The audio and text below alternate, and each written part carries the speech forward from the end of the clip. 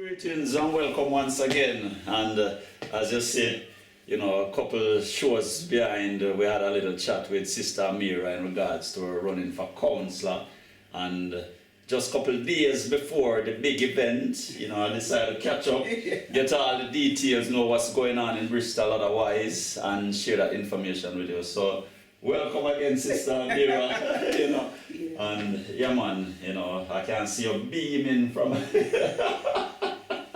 from the hard work you put in and so forth still. And, you know, yeah, it's nice to really feel like for once, me personally, despite, you know, mill around the political entity of things, but me feel good knowing people like yourself, you know, inside of the domain and doing something, because at least me feel like some sort of hope did it one way or another. Yeah, man. So that's just my take on it. But since we last catch up, you know, because a few people ask me, you know, what go on with Sista Amirah, how things, and you know, so kind of give you a little overview, you know, of what's been happening. So it's all been go. It's been really excited. Yeah. Do you know what I mean? I am actually excited, and the ride, the journey has been one that I guess if you couldn't tell anybody some of the things that have happened, you know, you'd think, is this real? Yeah. So I guess to start with, I say that we have 3 people elected from Labour. And one of those people dropped out, so we had to actually elect a 3rd person. So all the publicity that we had done had to be done, redone. And this time we're coming up close to time to have the publicity out. So as Ashley Labour, our publicity was actually out a bit late. So that was quite worrying for me, because in Ashley our competitors, or the most people, it's going to be Green or Labour, you know. So, you know, since 2016 Labour came in. Prior to that, for the 15 years before that, it was Green. So, you know, so the Greens have been working really hard through the pandemic. You know, I'm getting the leaflets through my door, and I see one green one, a next green one, and I'm thinking, oh my gosh, you know, Labour have to start move. Anyway, once we did start move, we really got on it. So. But one of the drawbacks for us was our campaigns officer also resigned just before we were due to do promotions and stuff. For me and my colleague Sibs, we are new to this. We still have one sitting councillor, Carol Johnson. So, you know, it's been such a journey, because we've actually had to plan our own marketing strategy and look at our publicity. Although we've had a campaigns team, what we've put together, you know, none of those people have actually specialised in doing the strategy. Do you know what I mean? So it's been very, very difficult. But it's also been very enlightening, because we've had a chance to actually, you know, look at how we are being represented, look at how we put our words across, you know. And so it's quite interesting, and sometimes, like, for me, I'm very clear what I'm about. And then somebody else will read it and say, oh, but Amirah, you know, you don't want to say this. And I'm like, I do. You know, I do. That's, you know, like for me, I always say, with me, what you see is what you get. Do you know what I mean? What you read is what it is. So there's no I always try to make things very clear. You know, so for me, I did a real big push around, you know, residents getting their voices heard, because that's a real big issue at the moment. We're becoming more and more as residents isolated, and we're not, the mechanisms that used to be there to get your voices heard are less, you know, as well. And then obviously with the funding and austerity and all that is happening, you know, there are less services as well. So you know, so it's hard all like around. And for me, it's really, really important that you know you have a place to go, or a service that can support you, or you know how to get your voice heard, because you know, it's just who knows who and who shouts the loudest, and therefore we leave lots of people behind. So I did a really big push on. For me, if there was one thing that I could do, or one of the main things that I would do, is make sure that, you know, that we join up how we work together, and we make sure our voices are strong. Do you know what I mean? So then the other thing was about looking at community resources and community assets. And when I looked at that, you know, where are we without these things in our community, and how this community of Ashley has been stripped of its assets, Okay. and how you know, the resources, because I don't know if you remember for yourself when you first came to Bristol, Yeah. you know, when I was Yeah. at Kumba, I was Yeah. able to draw you in to Yeah. work with the youths. Then Yeah. from then I could give you a reference to go work in the schools, Yeah. and you know, and that was how it worked for a lot of the artists who were here, the people Yeah. who are new to Bristol. You're able to do that because you have a resource, you have an asset, Yeah. which is, and it's working for you and it's working for the community. Well, you know, as you know, a lot of funding's got Kumba's gone, no funding.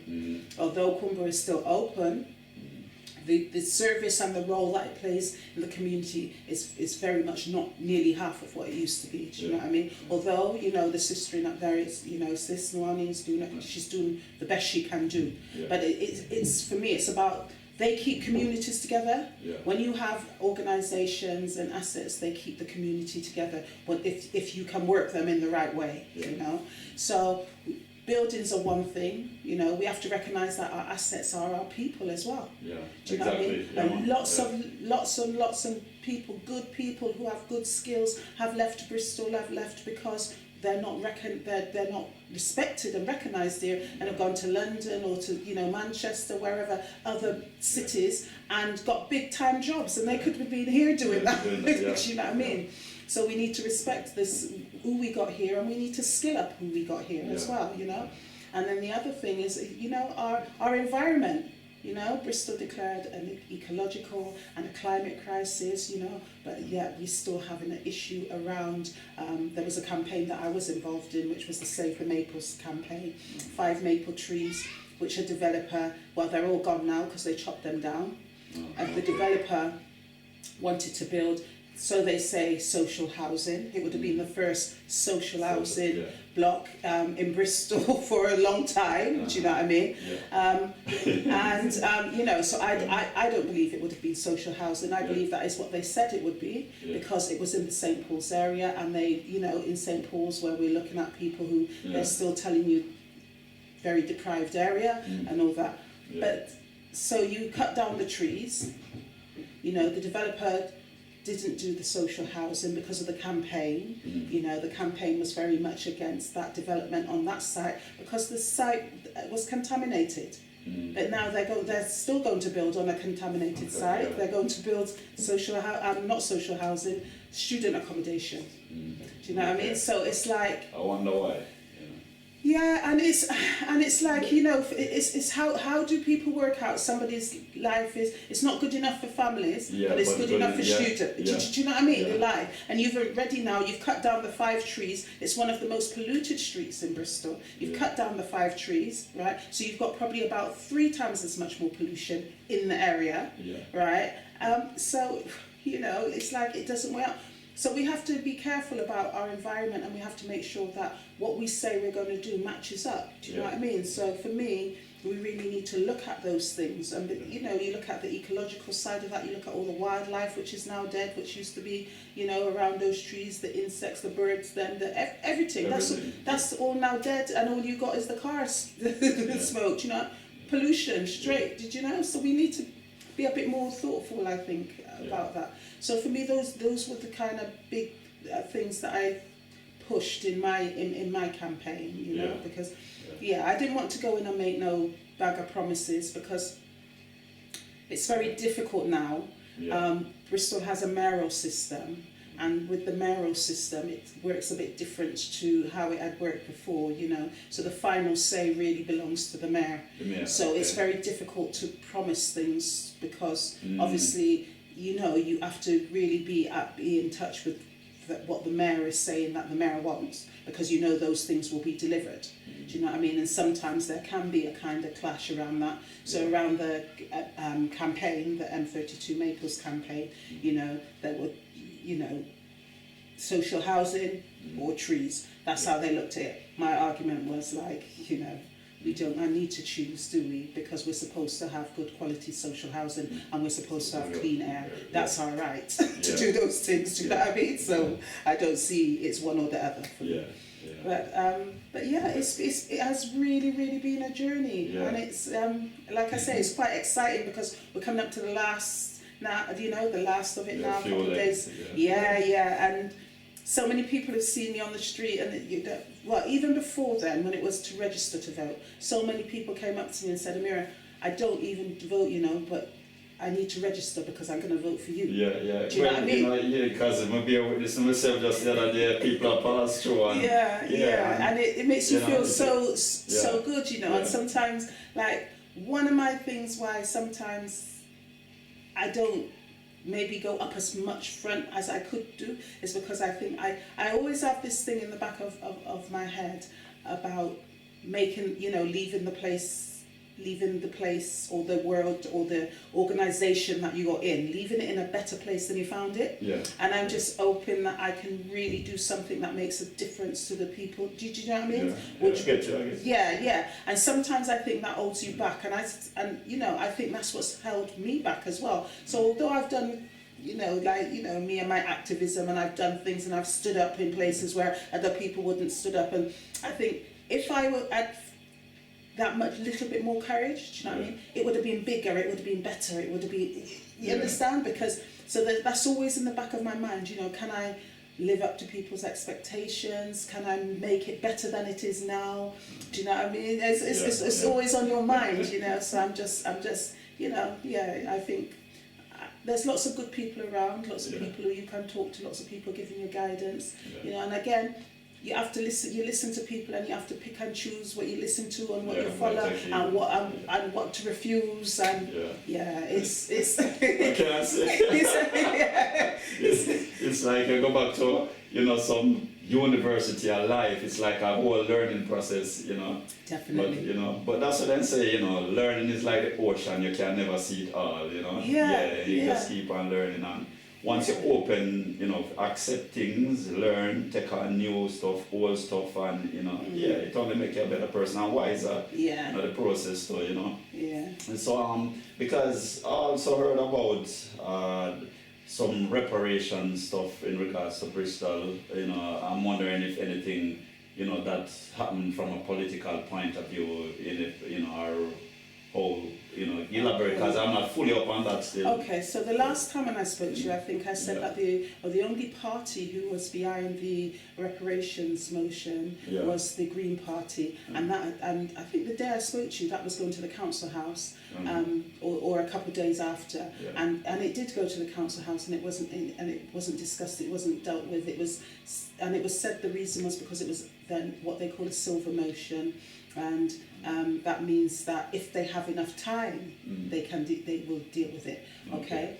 So that's referred to a silver motion. Yes. Okay. So anyway, what happened was then they decided that the deputy mayor and the mayor decided that they would have a meeting which was specifically around reparations, and that meeting did happen, and the motion was passed for atonement and reparations. It was put together by Cleo from the Green Party, and it was, you know, supported by the by Labour as well, and so that motion was passed basically. So we now join, you know, London, the two boroughs in London who have passed that motion as well.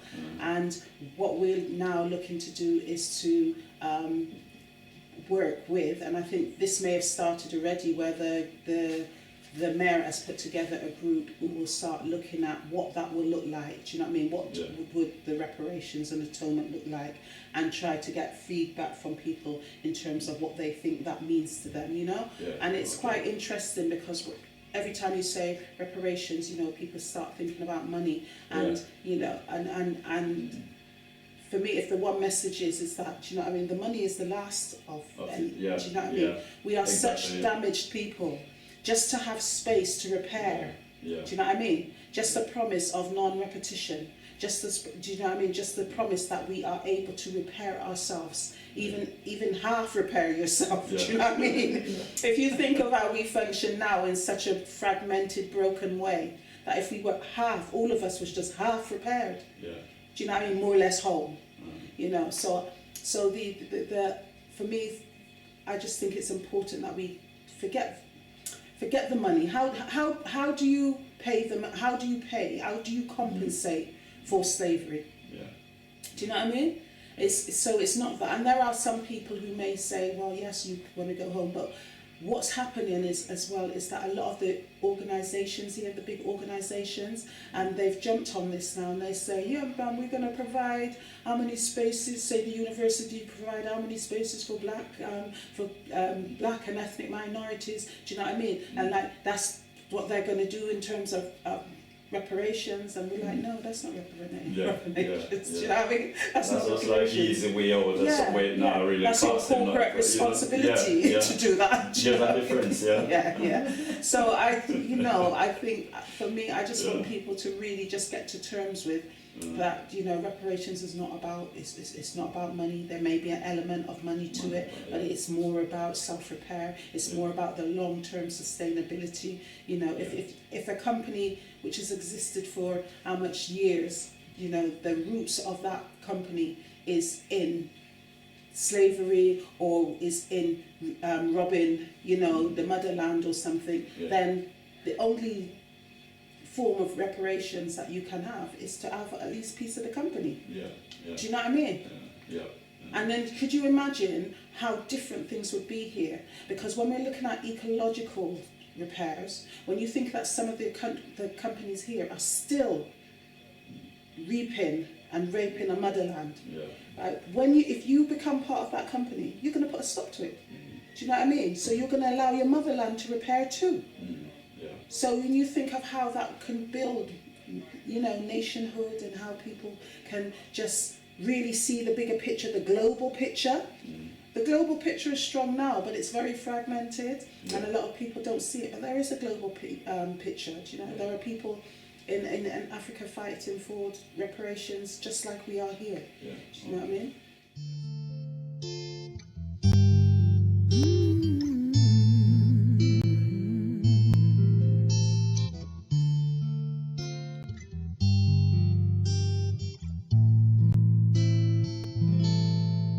There's a natural mystic blowing through the air. If you listen carefully now, you will hear it. This could be the first trumpet, might as well be the last. Many more will have to suffer, many more will have to die. Don't ask me why. Things are not the way they used to be now. One and all got to face reality. Though I try to find the answer to all the questions they ask, though I know it's impossible to go living through the past, won't tell no lies.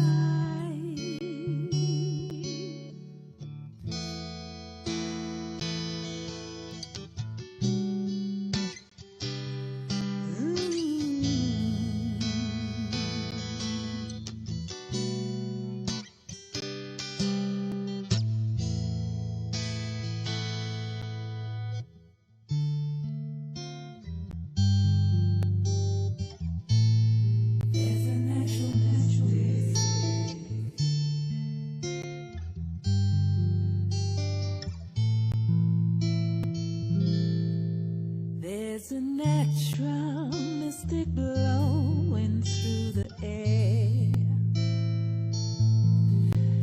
If you listen carefully now, you will hear it. This could be the first trumpet, might as well be the last. Many more will have to suffer, many more will have to die. Don't ask me why.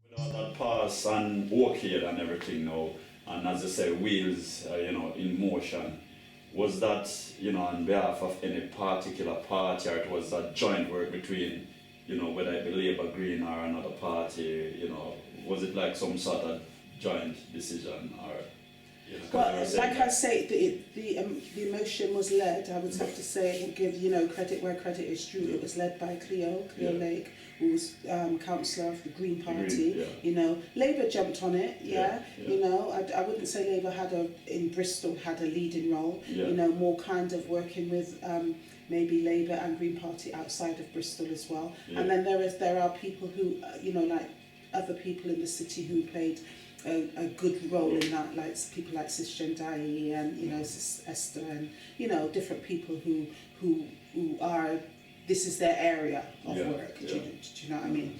But for it to be passed, they have to agree. The majority have to agree. And I would say that was Labour did. I do think, if I remember rightly, the Conservative, some of the Conservative councillors didn't agree with it. But obviously, it's gone to the vote, and the majority ruled. Do you know what I mean? So But you know, like I say, you know, I pay attention to things still. But you know, you just mentioned the Conservative. You know, I don't know. I just get a feeling about, and this is just me and my say. This has nothing to do with anybody, but it seems as if there's always some sort of tug and war when it comes to certain things in benefit for us as a people. There's always the intervention of the Conservative Party, or, you know, trying to create some sort of denial to, you know, certain rights, moral rights that we have as a people, and it just makes me question, or raise a lot of questions for me, you know, not speaking on behalf of nobody, just myself, but that, you know, is something I observe, so that's something I will look into, and hopefully at some point I can have a discussion with some Conservative politician, hopefully in the future. Yeah, man. So you have a couple of days up to the run-up, you know, and you know, sometimes, you know, when you're coming to the climax or something, you know, anticipation and all of that. But how you feeling at the current moment now? Honestly, it's such a strange feeling, because it's like I say, you feel good when you go out there and people see you. And, you know, like a lady said to me, "Oh, I see your face, you do you know what I mean?" And my niece even said to me, "Auntie, why is your face on stuff that comes through the door?" Do you know what I mean? So and that's the good side of it. And, you know, when people come up to you and say, "Look, I haven't voted for years in this country, man. I'm voting for you." Do you know what I mean? All that is good, like I said, and that's a nice feeling. And then the other side of that feeling is, you know, have I done enough? Have I done enough out there? Do you know what I mean? Because at the end of the day, it's all going to come down to the votes. And we know that it's going to be between the Labour and the Greens. And, you know, we know that the Greens, they were way ahead in terms of publicity for us. So, you still kind of, you know, there's nothing, like for me, I'm not taking nothing for granted. You know, like I'll be out there up until, even up on the polling day, I'm still going to be out there. I'll be doing what I can do. You know, we have our different strengths. Some people do social media, because I'm not such a social media person. And I will go knock doors, talk to people, you know, and and listen to what they got to say, and see if you know, I don't go and try and persuade people not to, you know, like, but I will talk to anybody, whether they're Green, Conservative or whatever. I will talk to them, and I'm glad to have the banter, I'm glad to have the chat, and, you know, and hopefully that even just from that conversation, I could leave some kind of things for them to think about as well. You know, so I've spoken to people who have said that, we always vote Green in the local elections. But by the time I finish talking to them, they're saying, you got my vote. Do you know what I mean? So, you know, but I'm not trying to, it's very difficult, especially as Labour now, because of the big turn within the Labour Party as well, you know. So Corbyn is out, Keir Starmer is in, a lot of people have left the party, a lot of people were not happy with the way, so a lot of people we talk to on the doorstep are actually ex-Labour people as well. So, yes, and so I can understand all that. You know, the whole feeling, anticipation and that energy, and, you know, seeing people giving the support and the love and all that kind of thing. So, because even yesterday, you know, when we passed and the cameraman come through and just the whole energy. And I think, was it, Colin, we did see pass by somebody on the scooter. Yeah.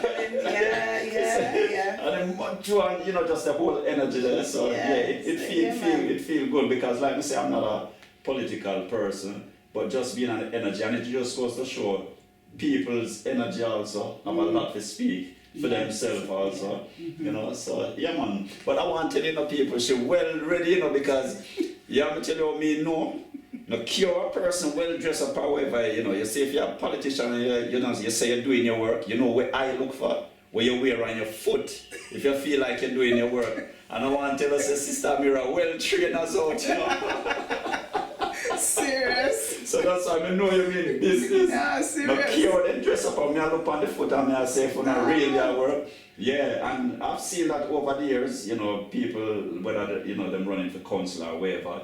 You know, they may not even them stacking, but you look, I want trainers, and very few people say that. Yeah, when man. you see them about trainers and out there and so forth, you know, say, so that's a little secret, people. Yeah, man, any politician you feel, say, if them two dress, don't watch the dressing, look at them, you know, the foot part. Yeah, man. Wow, that's the giveaway. Man, it's been really interesting. You know, sometimes I get up in the morning and I think to myself, gosh, I haven't done this particular street yet or whatever. And I just get up early and I might go out and put some flyers through a door. You know, you just take your time and do what you've got to do. Because I guess because we didn't have a campaigns officer, or, you know, we just have to do it ourselves. And it's like, I just don't want to leave nothing for granted. I want to know that I've done as much as I can do. And it's been difficult as well because none of the radio stations have wanted to interview us either. Not just Labour, but in terms of, you know, in terms of the councillors, because of the restrictions around it and stuff. And you know, a lot of the presenters are like, them can't manage them restrictions. So you know, and Ashley's a bit different as well because it's the biggest ward. You have 3 councillors. Yeah, that's about that. So it's you know, who do you invite? One from each. Do you know what I mean? One from each party, 2 from each party, 3 from. Do you know what I mean? And the makeup is very different as well. So for us, we have 1 sitting councillor, so 1 councillor who had been here for 5 years. The other 2 are new. Do you know what I mean? And then for the Greens, I think they have the same as well. So they have, you know, 1 sitting councillor. So it's really interesting how it's kind of panned out. But it is very very exciting. All right, because you know, speaking from I'll throw the same thing at you. You know, speaking from a performance point of view, you know, I don't base my performance on an applaud from the audience. You know, whether they applaud or not, that's not it for me, because people can applaud and they really not enjoy themselves. Or people can even don't applaud and really enjoy. But it's for me, when I'm finished, if I feel myself beaming and I know I've given it and I've done a good job. So why I bring that up is that whether the outcome, you know, or you think it will affect you, or you feel like you still have delivered, or, you know. Well, yeah, whatever the outcome, because I know that I've given it my 100%, you know, in fact, over the 100%. And I'm also, you know, the sort of person I am is that I will help other people along the way as well. So I could have given myself 150%, I've probably given myself 130 because I've given 20% to other people. But that's just the way that I am, and I always think, you know, you put that out there and it comes back to you sometime, you know, some way or whatever. So it will, I think I've done as much as I can do. I'm not afraid to ask for support and help, so I have done that where I can. But anything I can manage myself, I just get on and do. I don't sit down and wait for nobody to do nothing for me. You know, whatever the outcome is, I'll be glad. I will be glad I went through this process. There's so much learning that has gone on. It's unbelievable, you know, and I think, you know, I don't know if I didn't become a councillor, I'm not sure yet if I would try do it again, you know. Obviously will tell us, you know. But I do. I feel comfortable. I feel comfortable that I've done what I can do and supported others to do, you know, as much as I can as well. And yeah, whatever the outcome is going to be, the Yeah, outcome, that's isn't it? it, all right. And I'll be out there up until the day, because And- it's one thing people telling you they're going to vote for you, you know, it's another thing on voting day Yeah. for them to get down to the polling station and vote. Yeah. So people, you know, people will tell you anything. Yeah, because that's one other thing I was going to ask, if you have any concept of how, you know, the system might go, because, you know, with the, you know, the current global crisis at the moment, you know, so they have certain measures in place, most likely for. Yes, yeah. So that all of the stations. Well, what they tried to do was to encourage people to do the postal vote. Yeah. That was the first thing. Yeah, But there are still stations opened, and all of them will be, you know, COVID friendly. So you know, you'll have to wear your mask if you don't have an exemption, and the distancing, and you know, there'll only be a certain amount of people let in, depending on the size of the venue where the station is. Yeah. So yeah, it will all be, you know, it's all safe and everything. Yeah, definitely. Yeah. So in regards to that, well, you know, well not me, but for the people, you know, and as me say, me not really political or whatever, but when I go vote, especially in the area, you know, me a big up Sista Amirah on this one, yeah, you see me? So, the voting day, which day is that? Thursday the 6th of May. So yeah, so give it in for, you know, how people can go about, you know, where polling station. Okay, so if you for the Ashley ward, we've got the polling station. We've got Ivy Church as a polling station. Okay, we've got Malcolm X Community Centre, which is a polling station, and there is possibly a third one. I'm not sure yet if that's going to happen, but those two places are definitely always polling stations. But yeah, so get out there and get your vote. And doors open what time? Our So votes open what time? they open about, I think it's about 8 o'clock in the morning, and they'll be closing around at 10 the night. So you've got, you know, if you've got to go to work that day, you can either go in before you go to work, or by the time you finish, the stations will still be open. Yeah. So, but what I would say is, you know, don't waste your vote, because any person who can vote and don't vote, do you know what I mean? It's a wasted. It's just wasted. Yeah, and I've spoken to people as well, you know, who have never voted and say that they will never vote as well. Yeah. And you know, and for me, that's where I was coming from. So I do understand that as well. Yeah. But then I think sometimes you have to think about, you know, I have children. What is the legacy I'm going to leave for them? What you know? I just think so much bigger, that it's like, I think it's something I have a say in. Yeah. You know, even if it might not go my way, I have a say in it. Do you know what I mean? Yeah. I'm not being restricted from talking here. So hear what talk. Yeah. Do you know what I mean? And plus, look at the state of the world. We want to leave the world in a better place for those who are behind us. Yeah. So we want to do as much as we can to do that. Yeah. Okay. Well, there you have it, people. I have to just catch up with Sista Amirah and, you know, let's just say it like it is and say our piece. And it's always a pleasure, you know, words of wisdom and true words. And yeah, man, as we say, keep on keeping on, because we know your journey will continue the same way. You know, win or lose, whichever way, you're still winning for you. That's how we see it. And yeah, man, just go and keep the essence of community. Yeah, you know, because from day one, me always see that, and me I talk to you today after so many years, I still the same vibe. So yeah, man, as some people I say, we appreciate love that. You know, yes. So go vote. Yes. Ivy Church, Malcolm X Centre if you're in the Bristol area. Doors open 8 o'clock for voting time. Closes 10 p.m. You know. Yeah, wonderful. Thank you. All right. All right. Yes. Yeah, man.